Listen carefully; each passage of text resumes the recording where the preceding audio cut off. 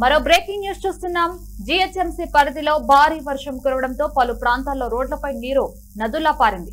ప్రజలు ట్రాఫిక్ ఇబ్బందులు ఎదుర్కొన్నారు. ముషీరాబాద్ సర్కిల్ తాళ్లబస్తీలో 19 సెంటీమీటర్ల వర్షపాతం నమోదైంది. ఇక చిలికలగూడ, బోలక్పూర్ ప్రాంతాల్లో 15 నుంచి 18 సెంటీమీటర్ల మధ్య వర్షపాతం నమోదైందని అధికారులు తెలిపారు.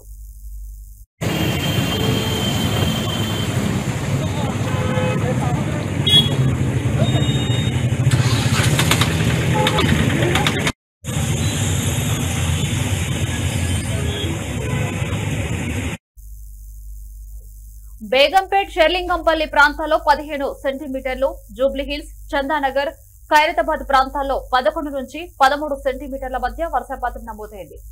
మూసాపేట్, పటంచెరు, కూకట్పల్లి, కాప్రా సర్కిళ్ల పరిధిలో 10 సెంటీమీటర్ల వర్షపాతం నమోదైంది.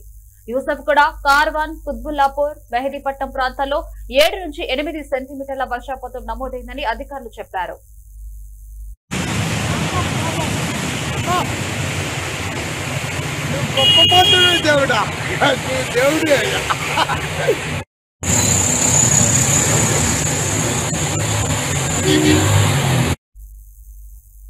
ఉపరితల ఆవర్తనం ద్రోణి ప్రభావంతో మరో 3 రోజులు తెలంగాణలోని పలు జిల్లాల్లో భారీ వర్షాలు కురిసే అవకాశం ఉంది.